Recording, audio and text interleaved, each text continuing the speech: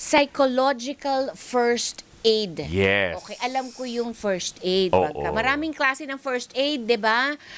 Doc, sa sugat, sa pag nawala ng malay. Anong dapat gawin? Airway, ganyan. breathing, circulation, Correct, di ba? correct. Yung CPR, etc. Yes. etc. Oo. Pero psychological first aid, parang mahirap ito.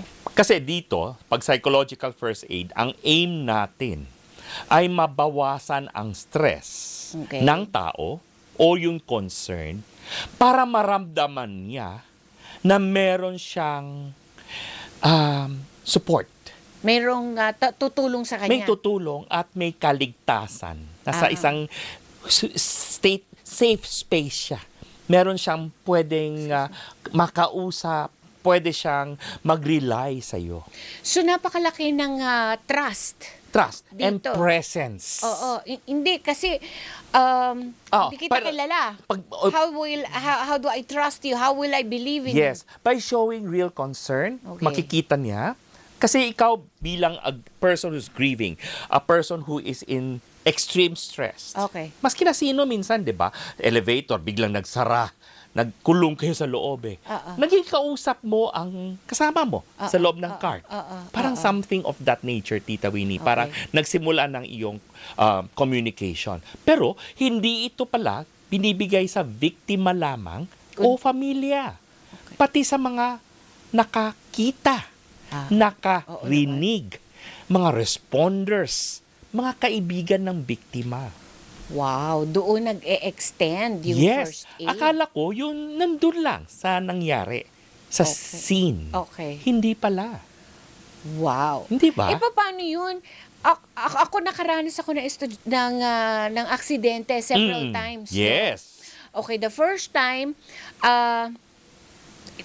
may pinag-report ako na merong driver ng taxi sa labas ng palengke where I was holding my live feed, nabaril siya sa ulo. Okay. Tapos, sabi ng station, kailangan ko siyang I-report bilang witness or bilang reporter. bilang reporter. Yes. Bilang reporter. So, at kailangan ko siyang i-describe para... So, dapat tingnan mo. Yeah. Okay. Okay. Then number 2, nakakita ako ng tao na ang dami kong mga Alam ko, trauma. yun nangyari mong bisikleta na nakita mong nabundol. No? Yung, bukod pa doon, yung sinaksak ng Okay. kapwa niya So, on chef. the act, nandyan. Nandyan yung body. Okay. At nangyari yun, 4:00 ng madaling araw, hindi ako makapag-report doon sa show namin kasi nandyan pa yung bangkay. Ang soko dumating, 8:00 na. Ganon. Nakita ko mismo kung paano nagbago ang kulay ng mga paa niya kasi yun ang hindi covered. Yes. Tapos meron pa nakahaan. Wala naman lumapit sa akin para ako So, meron kang imprint. Ayon sa iyong sinasaad ngayon, Tita Winnie, makikita mo, nagfa-flashback ka. Oh, yeah. That is why we need this psychological first aid. I'm not saying you have to erase it. No. I can't. No, you cannot. That's why many years thereafter. Alam ko pa. Oo. Tsaka vivid Vivid. pa. Napaka-kumpleto, kulay at lahat. Parang bumalik ka, dinala mo sarili mo sa lugar na iyon, di ba? Right. Kaya nga, how do we help? So, naka-experience ba ako ng trauma? Yes, yes. You still have it. And that's why, in a way, naging karanasan mo para makatulong. Kaya kita mo kung pag nagkwento ka, pag nag-a-advise ka, ayon sa sarili mong karanasan. Oh, yeah. Di ba? Oo. Yes. And alam mo ano ang nararamdaman ng kapwa mo. Hindi ka biktima, pero nandun ka. Kasi, hindi ba? Hindi lamang ito sa biktima, hindi lamang ito sa pamilya, sa mga nakasaksi, sa mga nandun. Hindi ba? Hindi mo kakilala ang biktima, but nandiyan ka sa sitwasyon. Okay, pero hindi naman lahat merong direct involvement Yes. sa mga pangyayari. So, paanong gagawin? Okay, pag nandun tayo, kung kayo po ay nasa lugar na iyon, titingnan nyo lang yung tao, yung biktima, bilang. Ang titingnan mo muna yung physical. Okay. Paano ka makakatulong? Siya ba ay may sugat?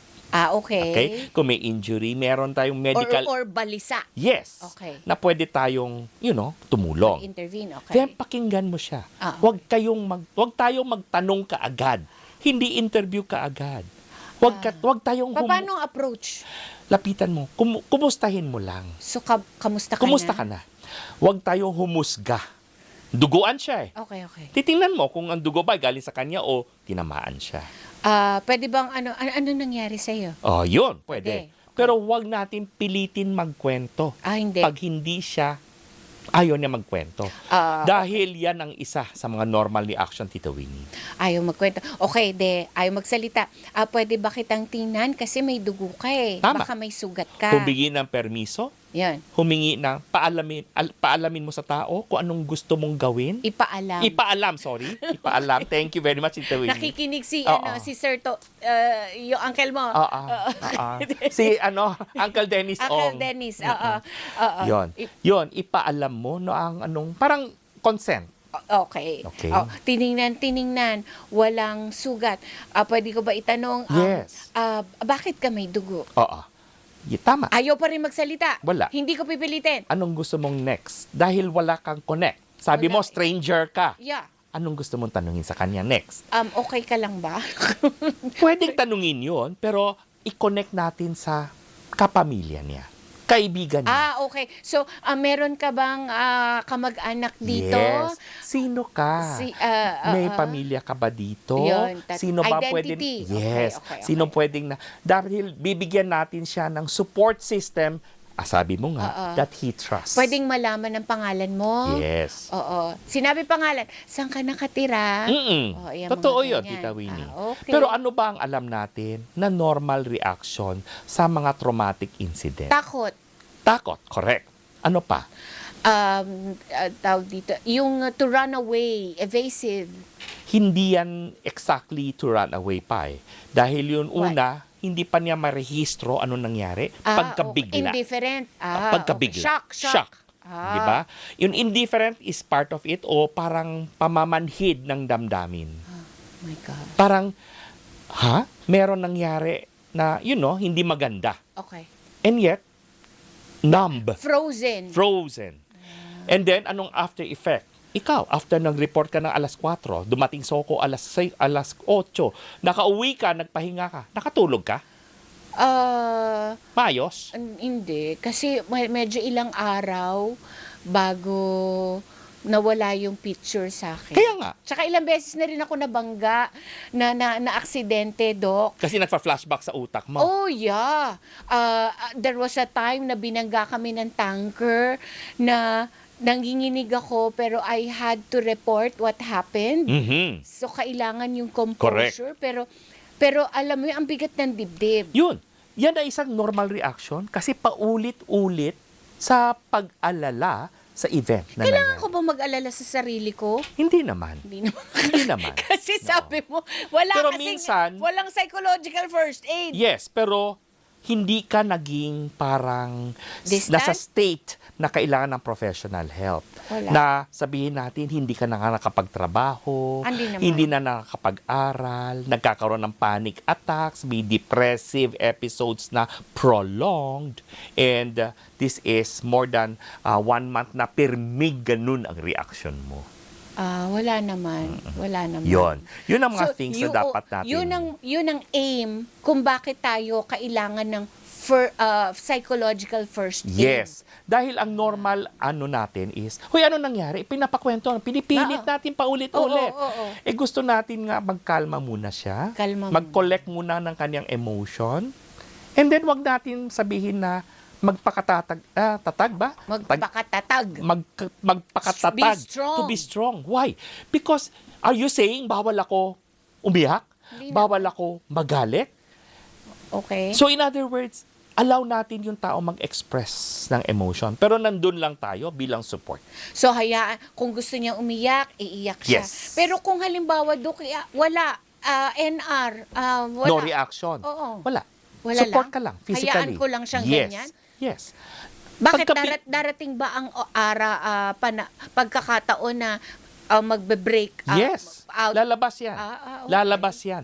Dahil nga, normal reaction ng unang-una, pagkabigla. Oo naman. Hindi pa nila natatanggap eh. Oo. Kaya wag natin sabihin na, kalimutan mo na yan. Forget it. Paano Hindi niyo kaya makakalimutan yun. Ikaw nga, kita mo, daig mo pa minamorya mga linya mo eh. Oh, di ba? Oo naman, Kasi na-describe mo lahat in details. Oh yan, ako, na-experience mo na ba na alam mo mababangga kayo? Yes. So ang ginawa ko, Dok, kala mo ba, inayos ko pa yung sarili ko para kung sakali, on impact, hindi ako mababalian ng buto, yes. yung mga ganyan. Kumbaga alam mo, di ba? Oo, kaya lang, And may training ka rin, Tita Winnie. but when you're there, iba rin, Dok, eh. Iba Totoo rin- yan. Yun nangyari sa'yo, di ba? Oh, The yeah. trauma. That's why ikaw, ngayon na nagbibigay tayo, kay ikaw, ng payo, minsan nanggagaling ka sa sitwasyon ng isang biktima. Oo. Kuha mo? Tama. Kaya kaya mong i-express ng mas matindi, mas detalyado, at alam mong, nararamdaman mo, na-empathize mo, yun, biktima, na tumatawag sa atin, na humingi ng solusyon. And there were times, Doc, na wala akong masabi. Tama. Kasi ang sasabihin ko na lang sa kanya, from my experiences in the past, na naiintindihan ko ang pinagdadaanan mo. Okay. Wala akong masabi. Wala akong masabi para ma-comfort ka. That's the best, Tita Winnie, kasi yung iba, biglang magbibigay ka agad ng payo. Hindi mo alam saan siya nanggagaling at hindi mo alam anong sitwasyon niya. At yung iba, grabe. May nakita tayo na pinapakita pang larawan, video. O ito, anong nangyari dito? Yung pinipilit magkwento. That's why yung social media, sa ganun sitwasyon, may sinabi kahapon ng secretary and everything, na wag tayo mag-post ng anything na hindi accurate. With due respect to reality and also to people na apektado. Alam mo, isipin nyo na lang siguro kasi, what if that happens to you? Yeah, and hopefully not. Would you like to be treated the same way as you are treating those people now? Di ba sabi nga sa Bible, do unto others what you want others to do unto you. So, siguro, let's put ourselves in their shoes. Yes. Feel what they feel and sympathize, empathize. Dahil using the social media effect, with repeated exposure, you're increasing the stress. You're encouraging more anxiety. And the recall, using those photos and videos is so very disrespectful. More pain, more hurt will not help. You're replaying the problem over and over again. So, that's why we need empathy. We have to give ourselves, bigyan natin sarili natin, tumulong. Hindi mo kailangan kaagad magbigay ng payo. Bigyan mo lang sarili mo, oras and presence. Yun. Malalaman niya na magkakampi kayo. Yes. Nandito ako para suportahan ka. Very good. Nasa Facebook at TikTok si Doc. Gamitin lang po ang ating official name at Doc Dennis Official sa ating social media pages at pwede kayo magpadala ng inyong mga mensahe para sa anumang katanungang medikal.